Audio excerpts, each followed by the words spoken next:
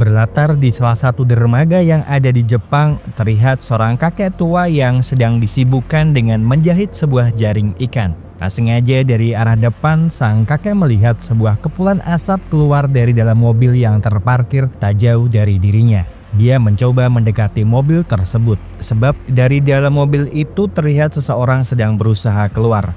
Namun, ledakan tiba-tiba mobil itu menghentikan langkah kakinya.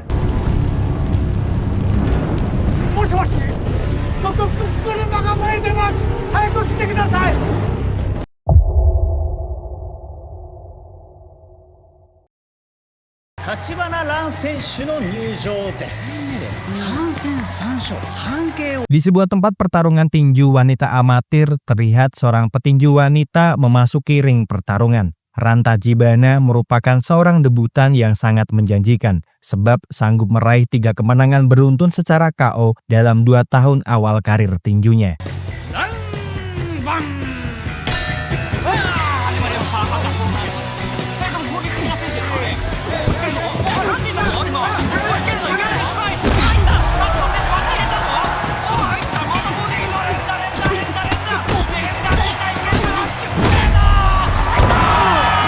Cukup mudah bagi Ran membuat lawan keempatnya KO dalam sekejap mata. Dan atas kemenangannya itu juga, dia pun mendapatkan pujian dari Direktur Tachi, sang penyelenggara kompetisi tersebut, yang kemudian menyarankan Tabata untuk mengikutsertakan Ran dalam pertarungan seni bela diri campuran. Tabata yang merupakan pelatih dari Ran senang mendapatkan pujian itu. Namun Tabata menolak halus keinginan sang direktur sebab dia ingin lebih dulu menjadikan Ran sebagai seorang petinju wanita hebat sejalan dengan impian Ran yang bermimpi menjadi seorang atlet tinju wanita profesional.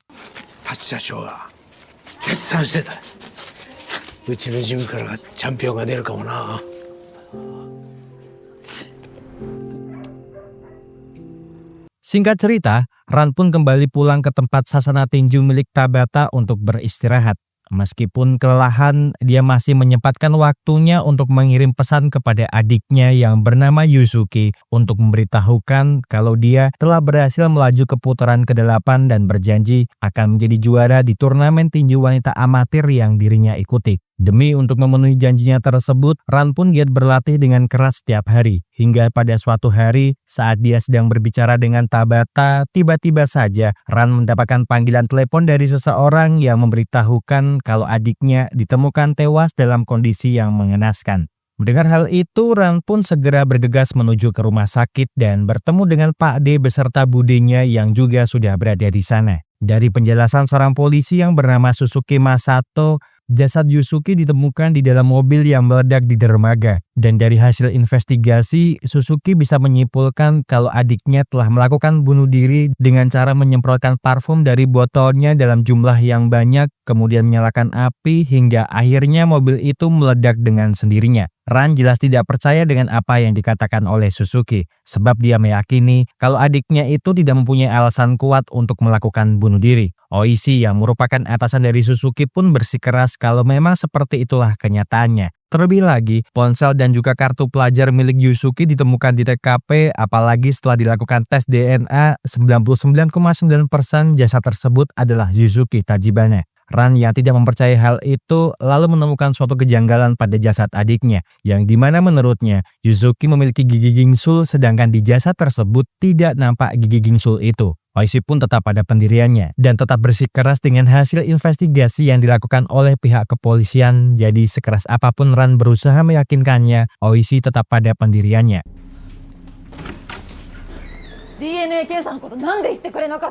Sepulangnya dari rumah sakit, Ran sangat emosi sebab budenya tidak memberitahukan sebelumnya kepada dirinya perihal tes DNA milik Yusuke. Ran mencaci maki Arimi sehingga membuat Yasoda bergantian memarahi Ran lantaran dia lebih mementingkan karirnya yang ingin menjadi petinju dibandingkan bagaimana kehidupan sehari-harinya Yusuke. Yang pada akhirnya mereka berdualah yang selama ini menjadi orang tua sambung dari adiknya. Ran pun kesal dengan ucapan Yasoda sebab dia meyakini kalau Yasoda merawat adiknya itu lebih disebabkan karena dia hanya ingin mendapatkan uang tunjangan anak dan bisa digunakan Pak D-nya itu untuk berjudi. Ran yang kesal pergi dari sana dan bertemu dengan Tabata untuk sekedar bercerita bahwasannya beberapa hari yang lalu Yusuke sempat mengunjungi dirinya di dalam sasana yang bahkan di malam itu adiknya juga menyempatkan dirinya untuk tidur semalam di sana. Namun setelah pertemuan itu, Yusuke justru tidak pernah membalas pesan ataupun panggilan telepon dari dirinya. Mendengar hal tersebut, yang bisa dilakukan oleh Tabata hanyalah menyemangatinya. Sebab dia tidak ingin dengan kejadian ini Ran tidak bersemangat lagi mengejar cita-citanya.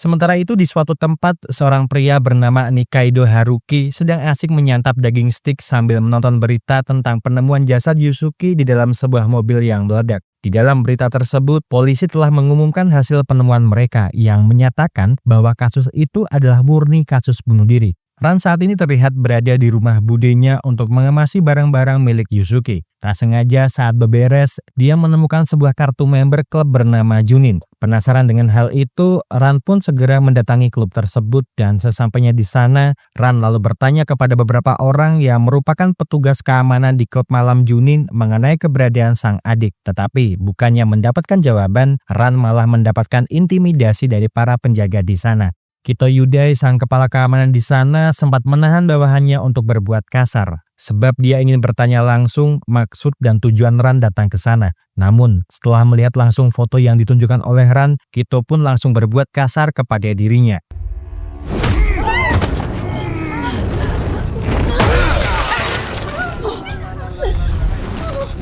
Nani owatta koto ni kubi tsukkondon da yo.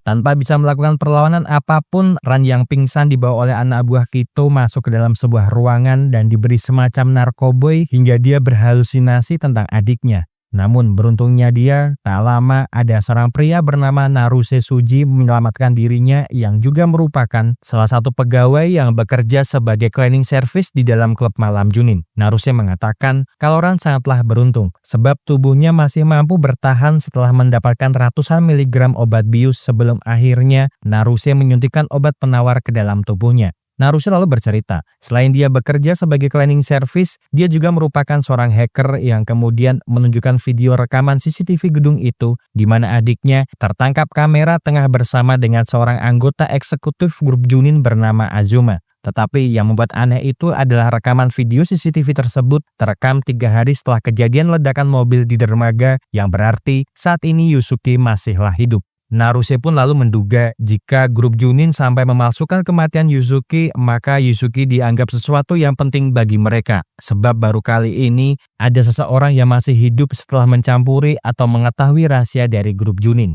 Grup Junin itu sendiri merupakan sebuah perusahaan yang dipimpin oleh keluarga terpandang di Jepang. Mungkin dari luar, grup Junin terlihat seperti perusahaan biasa-biasa saja. Namun pemasukan keuangan dari grup mereka sungguh sangat fantastis. Terutamanya melalui arena pertarungan bawah tanah ilegal bernama Garage, yang dimana mereka harus bertarung sampai salah satu di antara pertarung itu mati. Dan kenapa dia bisa mengetahui ini? Sebab dulu ayahnya juga mati setelah bertarung di arena yang juga dikenal sebagai Kolosium. Ayahnya dulu sempat menolak untuk bertarung di sana. Namun dengan kekayaan dan manipulasi yang dilakukan oleh grup Junin dengan mendatangi sasana milik ayahnya di tengah kebangkrutan, membuat ayahnya terpaksa ikut bertarung di sana. Akan tetapi setelah beberapa hari kemudian, ayahnya ditemukan mengambang di sungai dan dinyatakan tewas dalam keadaan mabuk. Padahal Naruse mengetahui secara pasti kalau seumur hidupnya sang ayah sama sekali tidak pernah meminum minuman beralkohol, dan sejak saat itu Naruse bersumpah akan menghancurkan grup Junin bagaimanapun caranya.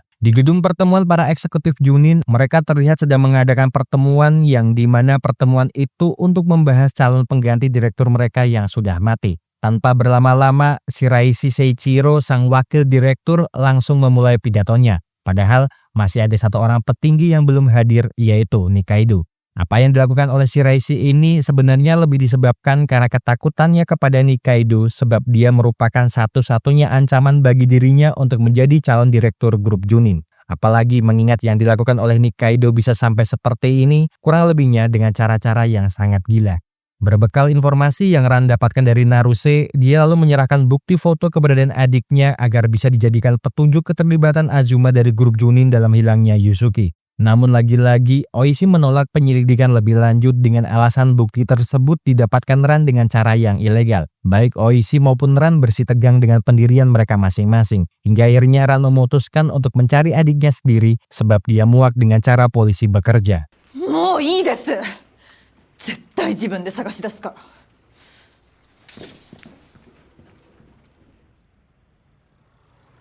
Ran pun kembali ke Sasana untuk mengambil semua barang-barangnya dan meninggalkan impiannya sementara demi menemukan di mana keberadaan adik kandungnya. Tak lupa, dia meninggalkan sebuah pucuk surat kepada Tabata yang memintanya untuk menjaga sarung tinju pemberiannya agar dirawat olehnya sampai dia kembali lagi ke sana. Suzuki yang saat ini berada di meja kerjanya nampak dengan serius melihat foto-foto yang ditunjukkan oleh Ran. Dia mulai sedikit percaya dengan apa yang dikatakan oleh Ran, apalagi setelah Handa memberitahu dirinya kalau dokter forensik yang menangani jasad Suzuki mendadak dimutasi dari tempatnya bekerja. Menyadari ada sesuatu yang aneh, Suzuki pun lalu minta Handa untuk diam-diam menyelidiki ulang laporan forensik mengenai jasad Yusuke, sebab dia ingin mencari tahu sendiri kebenaran dari peristiwa ini. Di arena pertarungan, Nikaido nampak serius mengamati pertarungan Kito yang merupakan petarung andalan dari grup Junin.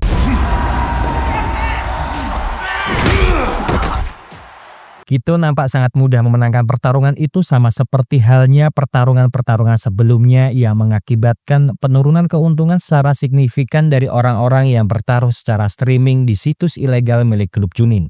Belum lagi setelah Nikaido mendapatkan informasi kalau sebelumnya Kito membuat masalah di klub dengan seorang wanita yang merupakan kakak dari Yusuke. Nikaido lalu mendatangi Kito untuk sekedar memberitahu dirinya kalau seharusnya dia bisa membuat pertarungan itu lebih dramatis. Nikaido akan mengajari hal tersebut dan meminta Kito untuk menyerangnya meskipun Kito terlihat sangat ketakutan bila harus bertarung dengan bosnya.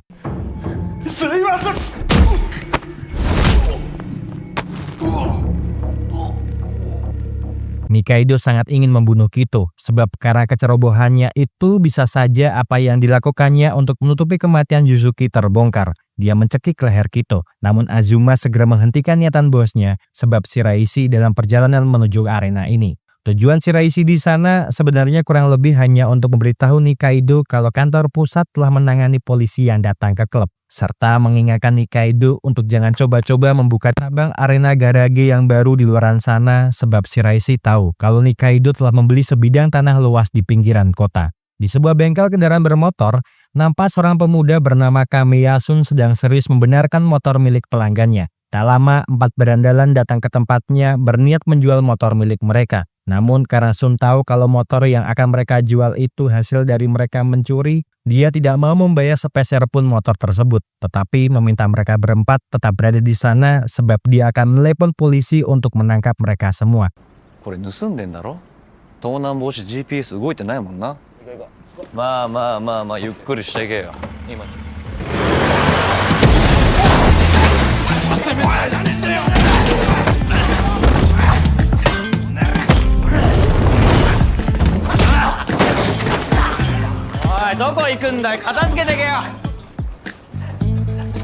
Tak lama Ran tiba di sana yang kemudian mengutarakan tujuannya dengan meminta bantuan untuk membantu dirinya menemukan keberadaan Yusuke melalui informasi yang dia dapatkan dari seseorang. San yang dulunya merupakan pacar dari Ran sempat menolak permintaan mantan pacarnya itu sebab ini merupakan tugas dari seorang polisi. Namun melihat kalau hanya dirinya satu-satunya orang yang Ran percayai, membuat Sun akhirnya menuruti permintaan Ran. Untuk sementara, Ran pun juga akan tinggal di sana, di dalam sebuah bis yang sudah dimodifikasi oleh San agar bisa dijadikan tempat beristirahat. Naruse yang terus melacak keberadaan dari Azuma akhirnya mendapatkan lokasi di mana keberadaannya. Dia lalu menuju ke lokasi tersebut yang kemudian membuntuti Azuma dari belakang dan tak lupa menghubungi Ran kalau saat ini dia sedang membuntuti Azuma. Mendengar hal itu, Ran pun bergegas menyusul Naruse dengan menggunakan motor San, meninggalkan San sendirian yang bingung melihat Ran tiba-tiba pergi dari sana. Sesampainya di lokasi, Naruse pun menjelaskan kalau itu adalah sebuah pabrik yang sering digunakan Azuma untuk bertransaksi narkoboy. Tanpa pikir panjang, Ran pun langsung masuk ke dalam pabrik untuk mencari bukti atas kejahatan Azuma. Ran pun mengendap-endap berjalan masuk ke dalam bangunan tersebut dan terkejutnya dia Sebab selain digunakan untuk bertransaksi narkoboy, ternyata pabrik itu juga digunakan untuk tempat pembuangan mayat para petarung dengan digiling bersama barang-barang yang sudah tidak terpakai. Ran yang melihat Azuma sedang mengobrol dengan supplier narkobanya lalu merekam pembicaraan tersebut agar bisa dijadikannya bukti tambahan kepada pihak kepolisian. Namun gara-gara salah satu pekerja di sana memergoki keberadaan Ran membuat keadaan di dalam sana sangat chaos.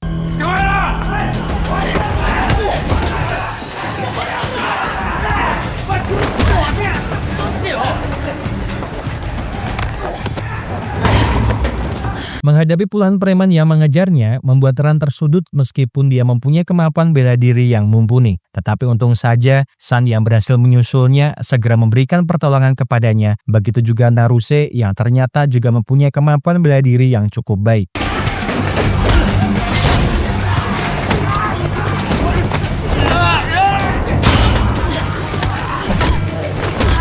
Setelah berhasil mengalahkan beberapa preman di sana, Ran mencoba membantu rekan-rekannya. Namun Azuma tiba-tiba muncul dengan katananya dan sempat melukai lengan kiri Ran. 本番で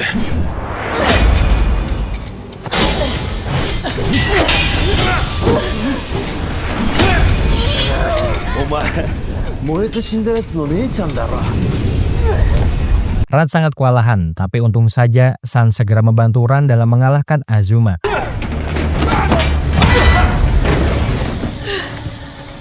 Naruse yang juga telah tiba di sana segera meminta mereka berdua untuk pergi lebih dahulu, sebab dia akan mengambil ponsel Azuma terlebih dahulu karena siapa tahu dia bisa mendapatkan petunjuk dari ponsel tersebut. Saat dalam perjalanan pulang bersama dengan San, Ran pun kembali teringat kenangan masa lalunya yang dulu pernah dipapah adiknya pulang akibat tertusuk pisau saat masih sering berbuat kriminalitas. Yusuki yang tidak ingin kakaknya seperti ini terus lalu menyarankan Ran untuk ikut bergabung di Sasana Tinju menyalurkan bakatnya demi menjadi seorang atlet tinju profesional. Dan maka oleh sebab karena itu motivasi Ran untuk menjadi petinju profesional itu kurang lebihnya karena dorongan dari Yusuki.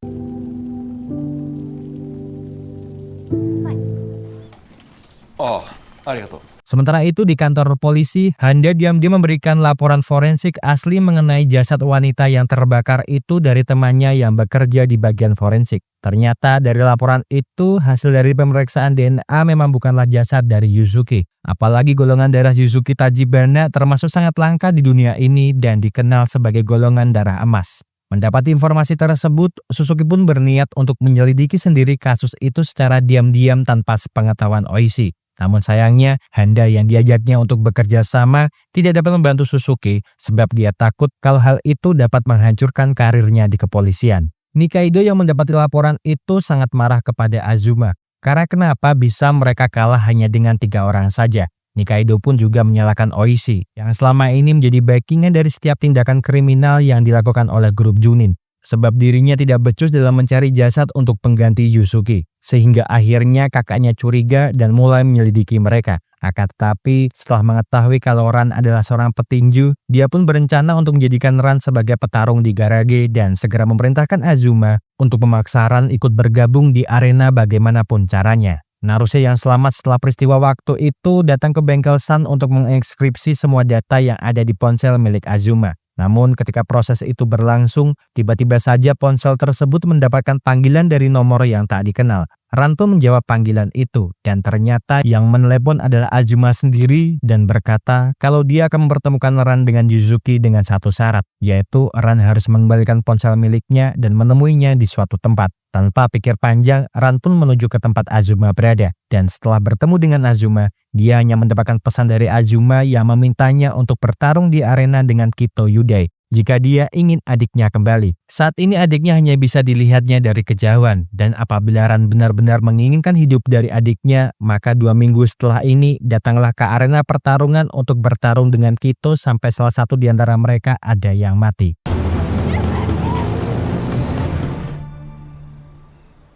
Sekembalinya ke bengkel, Ran pun langsung menceritakan keinginan dari para penculik itu kepada San dan Naruse yang jelas saja ditolak mentah-mentah oleh San sebab jika Ran sampai ketahuan mengikuti pertarungan ilegal, maka karir tinjunya akan terancam dan dia tidak akan diperbolehkan lagi untuk mengikuti pertarungan resmi. Mungkin San menolak rencana itu, tetapi tidak dengan Naruse yang tetap menyarankan Ran untuk mengikuti pertarungan di garage karena selain bisa menyelamatkan adiknya, mereka juga pasti akan bisa mendapatkan tambahan bukti dari pertarungan bawah tanah itu. San dan Naruse sempat berdebat hebat, namun hal itu segera dihentikan oleh Ran yang memutuskan akan ikut dalam pertarungan tersebut. Demi bisa mendapatkan petunjuk tambahan, Suzuki sempat berkunjung di Sasana Tinju Tabata untuk mendapatkan informasi dari sana dari kakak Yuzuki. Namun karena yang ingin dia temui telah beberapa hari ini sudah tidak berada di sana, Suzuki pun pergi dengan wajah yang kecewa. Tetapi sesaat setelah dia keluar dari Sasana, Naruse yang ternyata telah mengikuti Suzuki mengatakan kalau dia akan membantu dirinya dalam kasus Yuzuki Tachibana. Ran pun memulai latihannya sendiri demi bisa mengalahkan Kito. Dan San yang melihat hal tersebut tak bisa tinggal diam begitu saja dengan hanya melihat.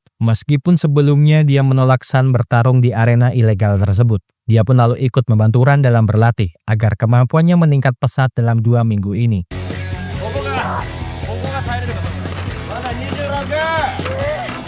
避けることも最高の攻撃になる。バテたら負ける。予想外の動きで惑わせれば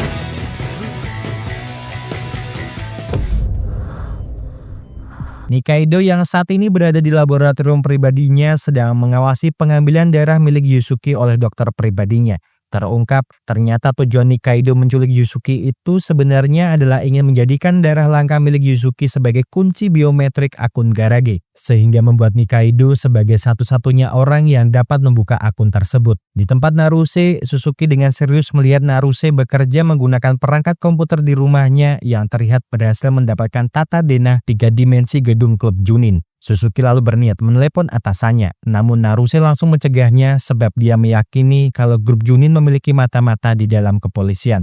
Naruse malah ingin jika mereka berdua saja yang masuk ke dalam klub, sebab lebih baik mereka segera bertindak sebelum semuanya terlambat. Segera setelahnya, mereka berdua pun diam-diam masuk ke dalam gedung Junin agar bisa masuk ke dalam ruang server untuk mengambil data-data yang nantinya bisa mereka jadikan sebagai bukti kejahatan grup Junin. Sementara mereka berdua menyelinap masuk ke dalam, Ran dan San terlihat sudah tiba di dalam klub Junin untuk melakukan pertarungan dengan Kito. Sesampainya di ruang peladen, Ran dan Sun lalu bergegas melumpuhkan 2 orang penjaga yang menjaga di lantai tersebut. Setelahnya, mereka masuk ke ruangan peladen, dan Naruse segera bergegas menyalin semua data yang ada di sana, sementara Suzuki berniat pergi ke ruangan lainnya, berusaha mencari sesuatu yang mungkin bisa dijadikan alat bukti untuk menjatuhkan grup Junin. Sementara itu di atas arena, Ran dan Kito pun sudah terlihat memasuki ruangan arena pertarungan dan pertarungan sengit pun terjadi di antara mereka berdua.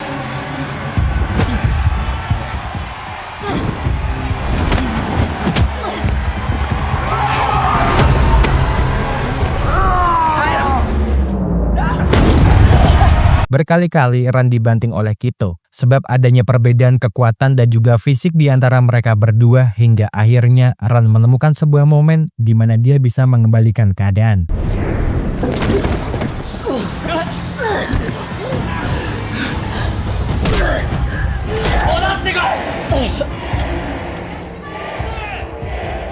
Suzuki saat ini berada di lokasi penyimpanan rekaman CCTV gedung Junin. Tujuannya adalah untuk mengambil harddisk penyimpanan tersebut. Setelah mengambilnya, dia pun segera kembali menuju ruangan peladen. Namun dalam perjalanannya, dia malah ditodong oleh sebuah pistol tepat di kepalanya dan ternyata yang menembaknya mati adalah Oishi.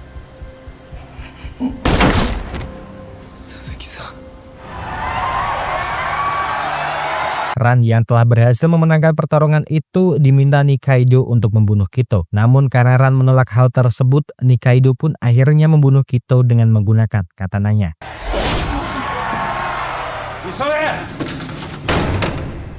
Tak lama arena pertarungan itu pun segera kosong dari hingar-bingar orang-orang yang melihat pertarungan tersebut. Dalam keadaan lemah, Ran masih sempat untuk menagih janji Nikaido yang akan melepaskan adiknya setelah pertarungan ini. Namun namanya juga penjahat. Nikaido pun tidak peduli dengan apa yang dia janjikan kepada Ran. Dia malah ingin sekali menyiksa Ran. Tetapi Azuma segera datang ke sana memberitahukan bosnya kalau telah ada beberapa polisi sedang dalam perjalanan menuju gedung ini setelah seseorang menelepon pihak kepolisian.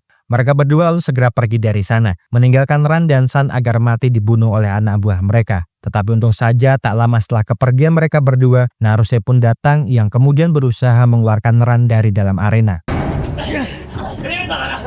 Setelahnya mereka bertiga pun bergegas keluar dari sana. Namun belum juga berhasil sampai di luar, beberapa anak buah Nikaido telah muncul untuk membunuh mereka bertiga.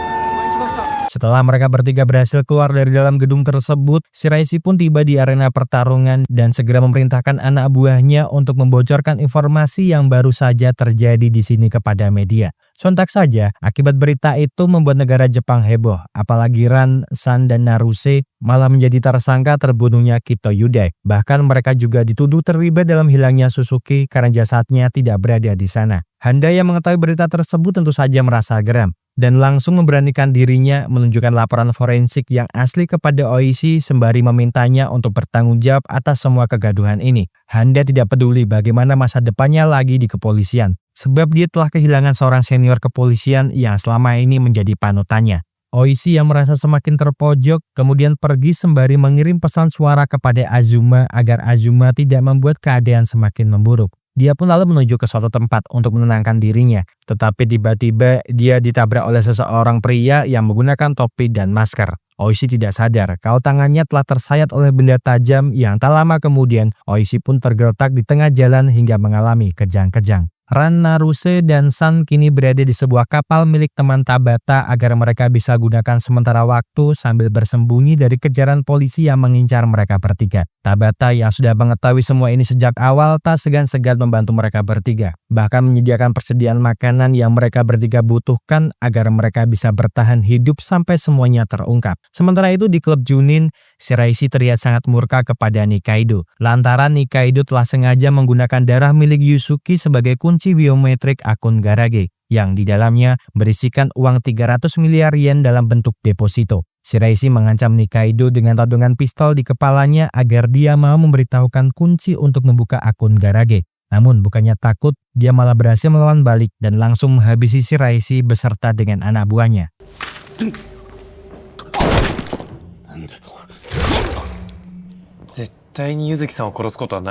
Setelah berhasil membuka data yang dia curi, Naruse pun segera menyadari kalau darah Yusuki telah digunakan sebagai kunci keamanan akun Garage. Naruse memang tidak bisa membuka semua akses akun Garage, tapi dengan keahliannya dia berhasil merubah sistem pembayaran uang di dalam sana sehingga mereka bisa gunakan untuk bernegosiasi dengan Nikaido agar mereka bisa mendapatkan Yusuki kembali. Bersama dengan hal tersebut, San seperti mendengar suara kegaduhan dari atas kapal. Dia lalu mencoba untuk mengecek keadaan di atas sana. Namun tiba-tiba dia diserang oleh dua orang pembunuh bayaran.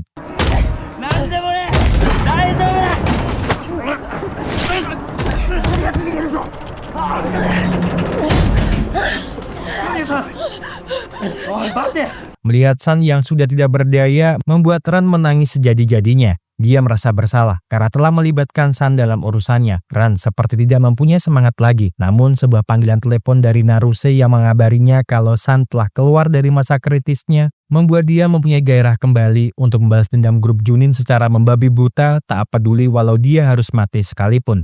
Singkat cerita, setelah mengetahui lokasi dari Azuma, Ran pun segera menuju ke tempat Azuma berada. Ran berhasil menemukan keberadaan Azuma yang pada saat itu sedang bertelepon dengan Nikaido. Dia lalu mencoba untuk bernegosiasi dengan Nikaido dan berkata bahwa dia telah mengganti kode akun Garage milik Nikaido. Jika Nikaido menginginkan kunci akun tersebut, maka Nikaido harus menyerahkan Yusuki. Jika dia tidak ingin kehilangan semua aset berharganya, mereka berdua lalu bersepakat agar bertemu di suatu tempat untuk melakukan pertukaran. Tetapi di saat yang bersamaan juga, Naruse telah mengirimkan semua bukti kejahatan grup Junin kepada Handa dengan harapan pihak kepolisian dapat bergerak dengan cepat. Sementara itu, Ran yang telah sampai di lokasi pertemuan dengan Nikaido hendak melakukan pertukaran, tetapi lagi-lagi rencananya tak berjalan mulus hingga akhirnya Nikaido mengajak Ran untuk melakukan pertarungan lebih dulu dengan dirinya.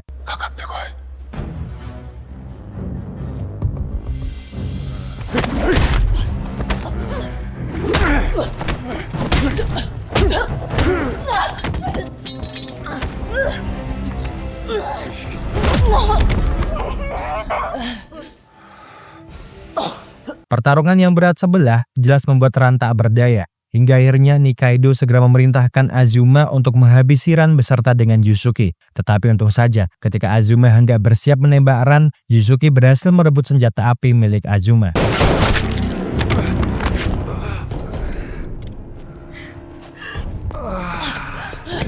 Melihat Nikaido yang kesakitan terkena peluru, Ran pun segera menghabisi Nikaido dengan tinjunya. Ran dapat mengendalikan emosinya dan mengurungkan niatannya untuk membunuh Nikaido agar dia bisa mempertanggungjawabkan segala perbuatannya secara hukum. Tak berselang lama, Handa bersama beberapa anggota kepolisian pun tiba di lokasi tersebut dan langsung menangkap Nikaido beserta dengan Azuma. Dan sebelum film berakhir, 6 bulan setelah peristiwa itu, Ran pun kembali ke ring tinju melanjutkan impiannya yang ingin menjadi seorang petinju profesional. Adiknya pun terlihat berada di tribun penonton melihat pertarungan kakaknya, beserta dengan San yang sudah pulih dari luka yang didapatkannya. Terima kasih Lur, sudah menonton rakaman film yang Mas Ahko persembahkan untuk kalian semuanya. Semoga terhibur, see you!